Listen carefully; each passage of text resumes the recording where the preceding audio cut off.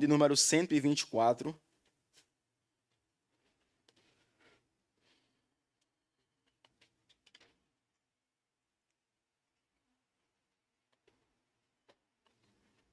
Analisando este salmo, eu gostaria de retirar aqui pelo menos 2 lições de como podemos encontrar descanso para a nossa alma cansada a partir desse salmo.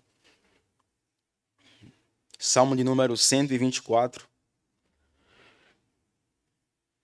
Diz assim a palavra do Senhor: Cântico de romagem de Davi. Não fosse o Senhor que esteve ao nosso lado, Israel que o diga. Não fosse o Senhor que esteve ao nosso lado quando os homens se levantaram contra nós e nos teriam engolido vivos quando a sua ira se acendeu contra nós.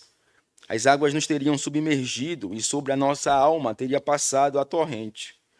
Águas impetuosas teriam passado sobre a nossa alma. Bendito o Senhor, que não nos deu por presa aos dentes deles.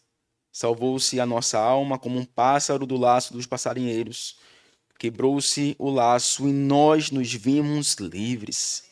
O nosso socorro está em nome do Senhor, Criador do céu e da terra.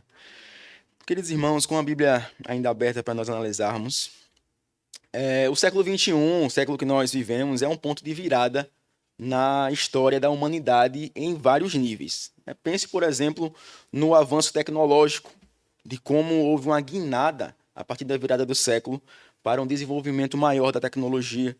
Hoje nós temos acesso a bibliotecas dos nossos computadores ou mesmo celulares. Pense também no contexto de guerras. Obviamente existem guerras e nós temos acompanhado nos últimos anos, mas os acordos diplomáticos eles têm sido a regra no nosso século, né? Por tantas guerras que nós temos, mas ainda assim é um tempo de mais paz, entre aspas, do que outros séculos. Pense, por exemplo, no acesso à educação também, que hoje é muito, por mais que ainda esteja longe do ideal, mas nós estamos em um momento muito melhor do que estávamos há tempos atrás. Para muitas pessoas, nós estamos avançando, vivendo um constante progresso. Mas será mesmo? Observe, o avanço da tecnologia trouxe malefícios também. Por exemplo, pesquisas americanas apontam que cerca de 80% dos adolescentes americanos já consumiram ou consomem pornografia. A internet facilitou e muito o acesso de pedófilos e de golpes financeiros. Os acordos diplomáticos eles são feitos à vista de todos, mas por debaixo dos panos, as guerras ainda são financiadas pelas potências mundiais. A educação, irmãos, que para muitos deveria libertar o homem, para muitos teóricos, ela não o fez. Em suma, enquanto sociedade e a igreja está dentro da sociedade, nós estamos cansados, estressados, doentes. O filósofo sul-coreano, que tem sido bastante conhecido, Byung-Chul Han, ele de maneira muito acertada intitulou nossa sociedade como Sociedade do Cansaço. Sociedade do Cansaço. Este salmo, irmãos, que lemos, ele fala de descanso para corações agitados, descanso para participantes da aliança. Esses participantes podem encontrar descanso no seu Senhor. Uma breve palavra sobre o livro dos Salmos, né? Como vocês já devem saber, o livro dos Salmos é composto por 5 livros. Tem o livro 1 ao livro 5, ali com diferentes autores, diferentes gêneros literários, diferentes estruturas e propostas. Aqui, no salmo que nós lemos, Salmo 124, nós temos uma subdivisão do livro 5 dos Salmos, que é aqui os cânticos de romagem. Esses cânticos, pelo que se entende na tradição, eles se referem ao movimento do povo em direção à casa de Deus, lá em Jerusalém, para adorar ao Senhor naquelas festas anuais. Esses salmos também são chamados de salmos de degraus, onde as pessoas cantavam enquanto subiam para adorar o Senhor no templo. Portanto, o Salmo 124, ele compõe, junto a outros 14 salmos, essa subdivisão que você pode encontrar na epígrafezinha aí do seu salmo, né? Desde o Salmo 121 até o Salmo de número 134, né? Os cânticos de romagem, como geralmente aparecem em nossas Bíblias. Aqui, irmãos, no salmo que lemos, Davi expressa a sua história e caminhada rumo ao trono e a conquista da paz e descanso que Deus tinha prometido. Deus tinha prometido paz e descanso para aquela comunidade do Êxodo que saiu, atravessou o deserto. Deus tinha prometido paz e descanso. O rei Davi, ele lutou com feras na sua infância, como nós sabemos. Ele lutou contra exércitos de homens. Ele lutou contra opositores, inclusive contra o seu próprio filho, que tentou ali dar um golpe e tomar sua coroa. Então esse salmo ele fala sobre Davi em um primeiro lugar, mas não somente de Davi. Este salmo também rememora o passado do povo de Deus, como um tipo de releitura das histórias que ajudaram a formar aquele povo enquanto uma nação agora. Possivelmente ele lembra aqui o chamado de Abraão e a aliança que Deus estabelece com Abraão ali e a sua descendência. Esse povo, irmãos, que é marcado por uma oscilação entre paz e guerra, obediência e rebeldia. Talvez o contexto do livro dos Juízes estivesse na mente do salmista quando ele compôs esse salmo. Períodos consecutivos onde o povo ele começa a sair dos caminhos do Senhor, onde eles são punidos por isso, são disciplinados, eles se arrependem, voltam para o Senhor, e depois se levanta uma outra geração que não conhece ao Senhor, e esse contexto ele vai se perpetuando. É por isso que o salmista disse: se não fosse o Senhor, Israel teria desaparecido do mapa há muito tempo.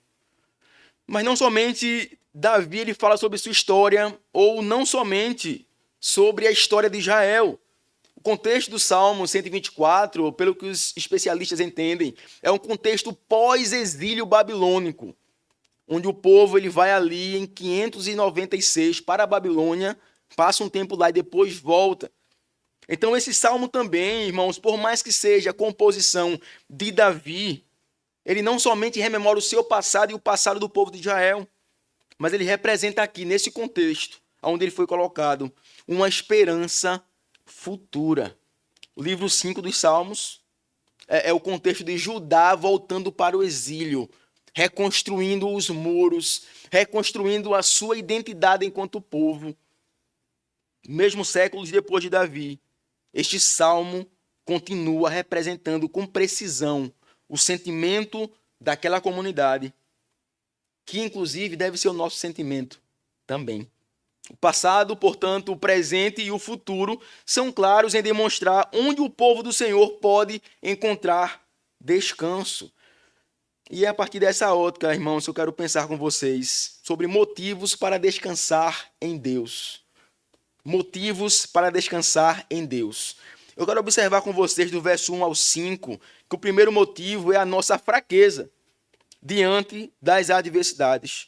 E o segundo motivo, versos 7 e 8, é a preservação de Deus, mesmo em meio às dificuldades. Então vamos ao primeiro motivo, nossa fraqueza diante das adversidades.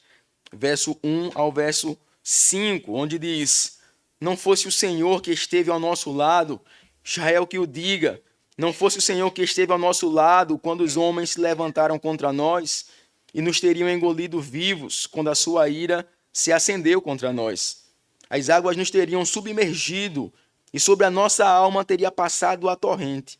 Águas impetuosas teriam passado sobre a nossa alma. Queridos pensadores do passado, a gente pode colocar Cícero e Sêneca, que é muito influenciado por Cícero também, entendiam que a boa velhice ela se constituía em um movimento de volta para o passado, onde as pessoas deveriam olhar para o passado e observar ali suas grandes realizações, os seus grandes feitos. Então, de acordo com esses pensadores, como que você poderia encontrar propósito na velhice? Você olha para o passado, encontra seus feitos e realizações e encontra um propósito nisso. É interessante que o salmista ele escolhe um caminho diferente. Ele olha para um caminho, irmãos, de fragilidade e de insuficiência. Não somente sua, mas do seu povo também. Ele olha para os feitos e realizações, não deles enquanto povo, não suas pessoais, mas feitos e realizações que o Senhor realizou no passado. E a partir desse olhar, eles encontram alívio, propósito e esperança no tempo presente. Ou seja, não é com a força do braço deles, não é com as suas realizações, mas as realizações, os feitos que Deus realizou no passado.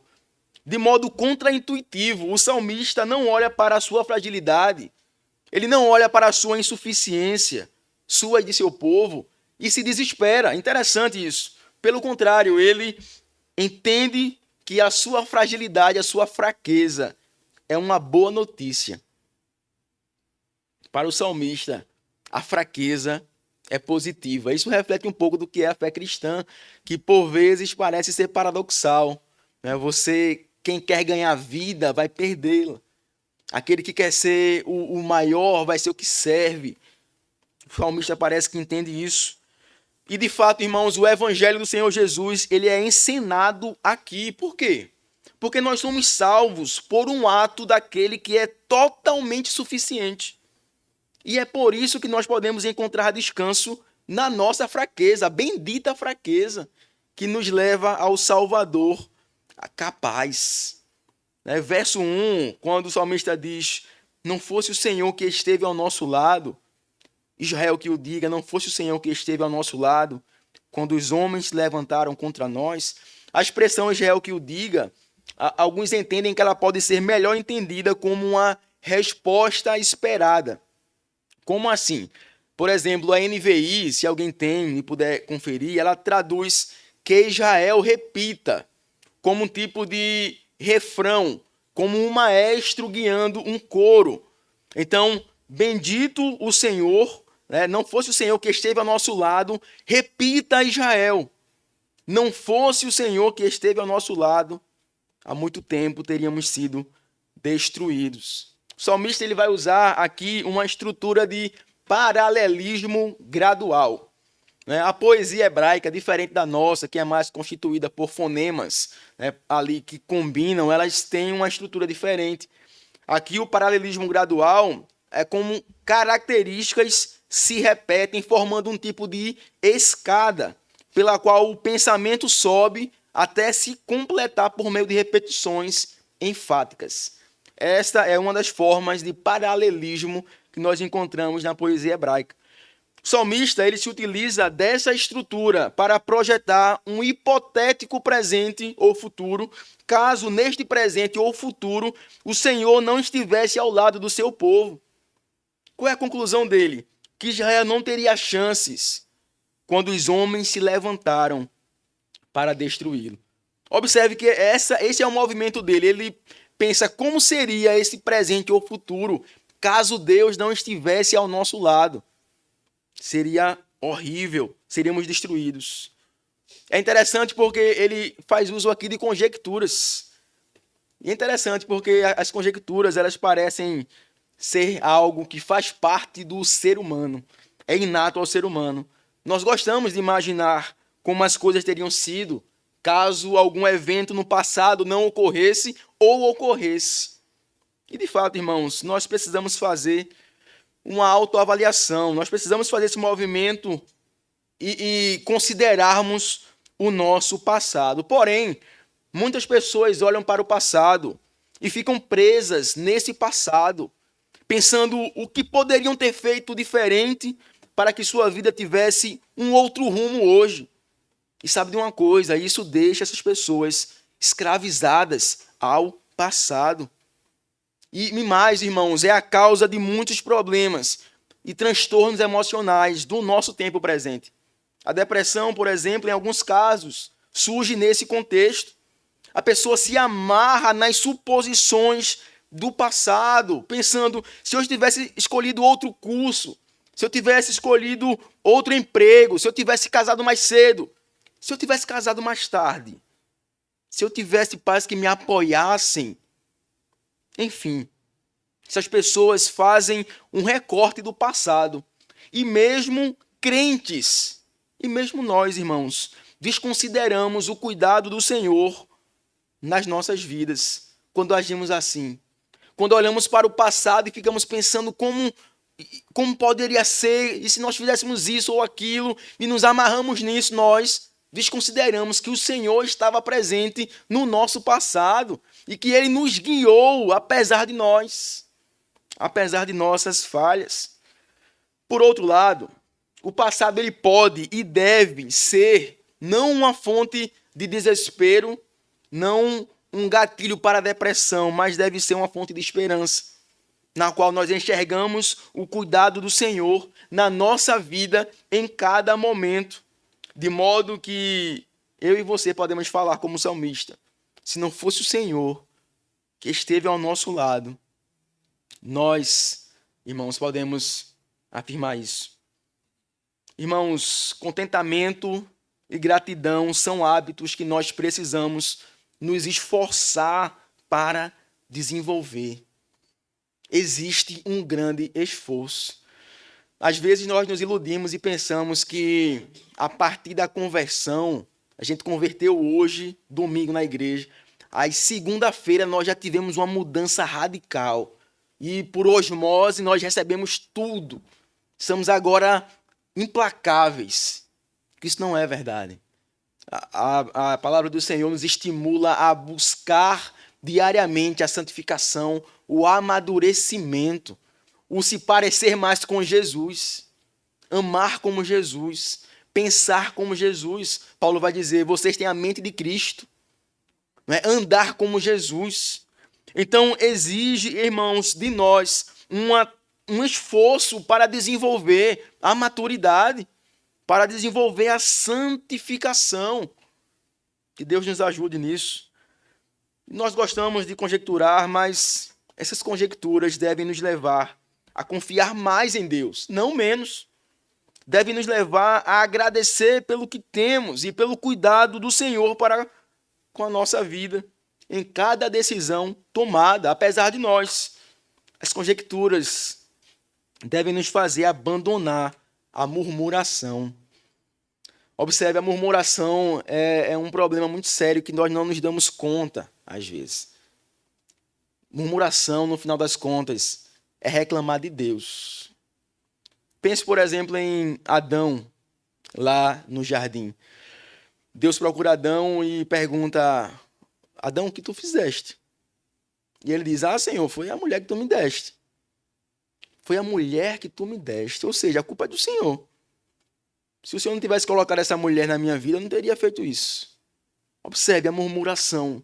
Isso nem sempre é consciente, irmãos. Obviamente, nós não pensamos conscientemente disso, mas no final das contas, murmuração é reclamar da providência do Senhor. É talvez dizer que o Senhor não foi tão sábio assim, porque Deus fez isso. Eu teria sido mais sábio, teria feito diferente. Vejam a profundidade de um pecado que às vezes passa batido na superfície e nós nem sempre damos atenção devida a eles. O verso 3, o salmista ele vai apresentar aqui algumas imagens ilustrativas para mostrar de modo mais vivo como que foi a libertação de Deus ali para com a comunidade de Israel. Ele segue desenvolvendo esse futuro hipotético seu e de seu povo, apresentando algumas imagens para dar vida a essa afirmação. Observe o verso 13, ele vai dizer: os inimigos nos teriam engolido vivos quando a sua ira se acendeu contra nós. Calvino ele descreve em primeiro lugar quão violenta foi a investida do inimigo e em segundo lugar, quão frágeis, quão inadequados eram os judeus para repeli-los. Fraqueza, bendita fraqueza. Versos 4 e 5, ele vai dizer: as águas nos teriam submergido e sobre a nossa alma teria passado a torrente. Águas impetuosas teriam passado pela nossa alma. Aqui o salmista ele pode estar se lembrando, ou lembrando aos seus leitores, o maior ato de libertação do Senhor no Antigo Testamento, que veio a ser um paradigma de como o Senhor ele costuma salvar o seu povo, que é o contexto de Faraó, contexto do Êxodo. O salmista, irmãos, conjectura sobre esse possível futuro. E isso o leva a ser grato, porque esse hipotético futuro não se concretizou. Não se concretizou. As águas, elas têm um contexto, uma ideia ali interessante no contexto do Antigo Oriente Próximo. Por exemplo, naquela cultura, elas representavam de modo positivo fertilidade e vida, porque são comunidades que precisavam da chuva para terem um alimento ali necessário. Mas para aquelas pessoas que se aventuravam a navegar no mar, o mar é visto como caótico, como indomável, como perigoso. O próprio Davi, em outros salmos, usa este conceito para falar do socorro de Deus. Por exemplo, o Salmo 18, versos 16 e 17, Davi vai dizer: do alto me estendeu ele a mão e me tomou, tirou-me das muitas águas. Uma salvação aconteceu. Águas também podem ser compreendidas como um símbolo que representa as suas aflições.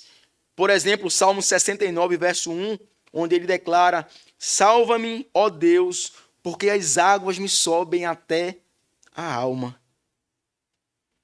E precisamos lembrar, queridos irmãos, que nossa alma também esteve prestes a perecer. Nós seríamos, irmãos, condenados por Deus de maneira justa. Assim como o salmista, as águas nos iriam submergir. As torrentes passariam sobre a nossa alma. Mas observe, o Senhor não deixou que isso acontecesse. Ele nos livrou do castigo eterno. Deus nos livrou do castigo eterno. E a compreensão disso, irmãos, deve nos levar a uma valorização muito maior da obra de Cristo e das implicações dessa obra realizadas em nós. Portanto, se o mar das aflições na sua vida é um mar revolto, é um mar incontrolável, lembre-se disso, você tem um Senhor que encarou esse mar revolto e incontrolável. E ele venceu, e ele triunfou sobre ele. Você tem um Senhor que oferece descanso para a sua alma cansada, pois ele sempre esteve ao seu lado. Você é fraco diante das aflições da vida, eu sou fraco. Mas lembre-se, os evangelhos apresentam que o teu Senhor é poderoso. Esse teu Senhor poderoso foi voluntariamente àquela cruz terrível, morrendo, mas ressuscitando ao terceiro dia, para que no dia da aflição você possa olhar para as aflições do seu Senhor crucificado e encontrar motivos de consolo, motivos de esperança. O teu Senhor crucificado foi por você que ele passou por isso. A nossa fraqueza, irmãos, portanto, é o primeiro motivo para descansarmos em Deus. Essa fraqueza deve nos levar ao Salvador que é forte, ao nosso Senhor Jesus. O segundo motivo que o Salmo nos apresenta para descansarmos no Senhor é a sua preservação, mesmo em meio às dificuldades. Observe isso, mesmo em meio às dificuldades.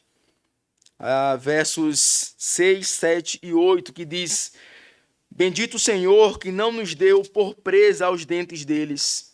Salvou-se a nossa alma como um pássaro do laço dos passarinheiros.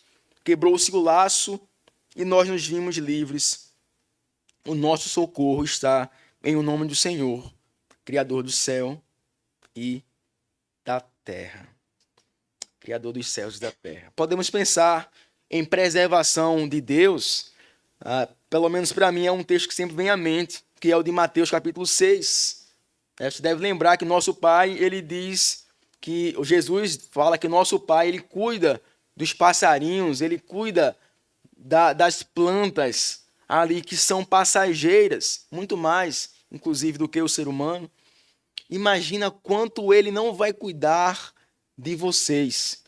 É um argumento a fortiori, que se é chamado, onde se ele cuida do menor, um passarinho, aqueles lírios que vão para a fornalha daqui a pouco. Quanto mais de vocês, filhos dele. Após conjecturar sobre um presente ou futuro hipoteticamente trágico, onde o Senhor não esteve ao lado de Israel, Davi ele vai agora bendizer ao Senhor da aliança. Veja o verso 6, como um sentimento de alívio, com um sentimento de certeza de que o seu povo foi preservado por intervenção e providência divina. Por isso que ele diz, bendito o Senhor, que não nos deu por presa aos dentes deles. Ele vai usar a imagem de um animal aqui grande e feroz. É possível que ele tivesse em mente, em alguma proporção, a sua própria experiência enquanto jovem, né, cuidando das ovelhas da família, onde Davi, aquele jovem franzino, luta com o leão, luta com a ursa para salvar um novilho. Mas Davi também tem em mente os sucessivos livramentos que o Senhor concedeu ao seu povo. Não foi apenas uma vez, nem duas. Não se pode contar nos dedos quantas vezes Deus livrou o seu povo. E não por fidelidade desse povo, tá? Não é por nada que esse povo fez. Pelo contrário, o povo merecia outra coisa. Mas é por amor à sua aliança. Né? O apóstolo Paulo, lá em 2 Timóteo, vai dizer, por mais que nós sejamos infiéis, Deus permanece fiel. Não é por nossa causa. E, irmãos, quantas vezes Deus preservou Israel, mesmo diante de tantos inimigos bem mais poderosos. Pense, por exemplo, no Egito, de como Israel não era nada comparado à potência daquele império antigo. Pense em Canaã, por exemplo, onde o povo não conquista a vitória, mas o Deus do povo conquista. Pense na emblemática vitória de Gideão e os 300 frente aos midianitas, ou mesmo do jovem franzino Davi, representando Israel, diante de Golias, representando os filisteus. Mas é interessante que Deus não preserva ou preservou o seu povo somente quando dava vitória ao seu povo. Não somente. Até nas derrotas, irmãos. Deus ele continuou não dando Israel por presa aos inimigos, mesmo quando Israel perdia as batalhas. Mesmo quando Israel era levado para o cativeiro. Ou seja, até na derrota havia preservação. Até no sofrimento existe preservação. Pense em Romanos capítulo 8, quando o apóstolo Paulo diz que tudo coopera para o bem daqueles que amam a Deus. Tudo coopera, inclusive o nosso sofrimento, as nossas dores e chagas. Coopera para o amadurecimento, com o objetivo de sermos mais parecidos com Jesus. Esse é o propósito do povo de Deus. Uma vez que nos tornamos cristãos, nosso objetivo de amadurecer é se parecer mais com Jesus. É tirar as roupas do velho homem, como Paulo diz, e se revestir do novo homem que se faz a imagem de Cristo. Nada além disso, irmãos, é o nosso propósito. Nada além disso. Se parecer mais com Jesus. Não somente nas vitórias, Israel foi preservado por Deus, mas nas derrotas também havia preservação. Em meio às dificuldades havia preservação. O salmista segue dizendo, no verso 7, salvou-se a nossa alma como um pássaro do laço dos passarinheiros. Não sei quantos de vocês já tiveram a oportunidade de armar, pelo menos lá em Jabotão, onde nasci e cresci, chamávamos de alçapão. Uma armadilha de passarinho. Eu não fazia isso, eu era muito novinho, mas meu primo mais velho, ele tinha esse costume. Né? Você coloca ali a fruta dentro da armadilha, espera o passarinho chegar. Veja, é um crime, né, inclusive, né? Mas eu era criança, tá? Não tinha esse conhecimento. Mas vejam como que é a imagem que Davi está querendo trazer aqui para o povo. Uma vez que o pássaro entra dentro da armadilha, ele não consegue se desvencilhar sozinho. Alguém precisa ir lá, tirá-lo daquela armadilha. Essa é a imagem oferecida pelo autor nesta segunda metáfora. Israel estava preso. Israel estava rodeado por inimigos mais fortes. Então Israel é descrito como um pássaro frágil incapaz de se desvencilhar de um passarinheiro. Por isso, irmãos, eles precisavam tanto ser preservados por Deus. A aliança e as promessas feitas àquele povo não poderia ser revogada, porque quem estabeleceu a aliança, quem é o fiador do pacto, é o Senhor Deus. Ele não volta atrás. A confiança na preservação não é meramente intuitiva. Eu acho que Deus ele está preservando a gente. Eu sinto que Deus está preservando. Ela não é ambígua. Será que Deus está? Será que não? Será que ele me abandonou? Não, irmãos, o próprio Deus, ele garante. Ele é o suzerano fiador do pacto. Ele diz, é por amor do meu nome que eu faço essas coisas. Se eu firmei uma aliança com você, quem é você para revogá-la? Por isso que mesmo nos momentos de tristeza, um sentimento de desamparo, a gente não deve dar vazão aos nossos sentimentos. Devemos entender, compreender que Deus ele não é maleável como nós somos. Por exemplo, o nosso socorro está, verso 8, em o nome do Senhor, Criador dos céus e da terra. Lá em Hebreus, capítulo 2, verso 16, é um dos textos que mais move meu coração nas Escrituras. O autor vai dizer, pois ele, o Senhor, evidentemente, não socorre anjos, mas socorre a descendência de Abraão. Não pense descendência de Abraão como judeus na Palestina, não é essa a ideia. Descendente de Abraão é aquele que tem a mesma fé que Abraão teve. Paulo vai dizer isso em Gálatas. A igreja é o Israel do Senhor. Então, o Senhor, ele não socorre anjos. Ele escolheu deliberadamente não socorrer anjos, mas socorrer a descendência de Abraão, que somos nós, a igreja do Senhor. Irmãos, nós não podemos esquecer de modo nenhum que este Senhor criador, poderoso, o Senhor dos grandes feitos, das grandes libertações, o Senhor todo-poderoso, nós não podemos esquecer que esse Senhor dos céus e da terra é Senhor do nosso coração também. Esse Senhor sobre tudo e sobre todos é Senhor do nosso coração também. O autor Emílio Garofalo, ele vai dizer em uma das suas obras que o Senhor ele cuida das constelações, dos universos, dá todo o sistema, mas ele também cuida do seu coração. Não pense que isso não é uma verdade. O Deus que preserva a sua criação, não entregando a sua criação à própria sorte, também promete preservar você em meio às dificuldades. A doutrina da providência divina nos assegura disso, irmãos. Por exemplo, pode-se definir a providência divina como o permanente exercício da energia divina pelo qual o Criador preserva todas as suas criaturas. Todas as suas criaturas. Opera em tudo que se passa no mundo e dirige todas as coisas para o seu determinado fim. Tudo tem um propósito. Tudo tem um propósito. O Senhor dirige todas as coisas para o seu determinado fim, inclusive a morte do seu próprio filho amado, descendente de Davi, autor deste salmo. Por exemplo, lá em Atos, capítulo 2, verso 23, Pedro, ao pregar para aqueles judeus, ele vai dizer que o nosso Senhor Jesus ele foi entregue pelo determinado desígnio e presciência de Deus. Ele foi entregue, foi do propósito do Senhor. Observe, o Filho de Deus foi entregue aos horrores da morte para nos trazer a dádiva da vida. Tudo isso, irmãos, a despeito da nossa ansiedade, do nosso desconforto, temendo o abandono, talvez até do abandono de pessoas relevantes em nossas vidas.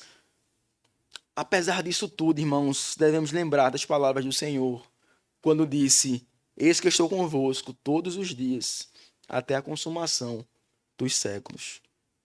Você foi, está sendo e será preservado pelo Senhor, em meio às dificuldades da vida. O Senhor Jesus, lá em João capítulo 17, diz, Senhor, não peço que o Senhor tire-os do mundo, mas que livre-os do mal, guarde eles do mal. mas eles estão no mundo e têm um papel a cumprir no mundo, de testemunhar. O Senhor dos céus e da terra é o Senhor do seu coração também. Você é preservado por Deus porque Ele fez uma aliança com você. Você pertence a Ele. Você é filho, filha de Deus, uma vez que estão em Cristo Jesus. E uma vez que a nossa fraqueza e a preservação de Deus são motivos nos quais podemos descansar nosso coração agitado, eu gostaria de retirar 2 lições pastorais para nossas vidas nesta manhã. Em primeiro lugar, o reconhecimento da nossa fraqueza é o primeiro passo para o desenvolvimento de uma maturidade cristã. Existe algo muito importante a ser dito. Todo mundo é fraco, é insuficiente. Mas bendito aqueles que reconhecem isso e encontram descanso no Salvador suficiente.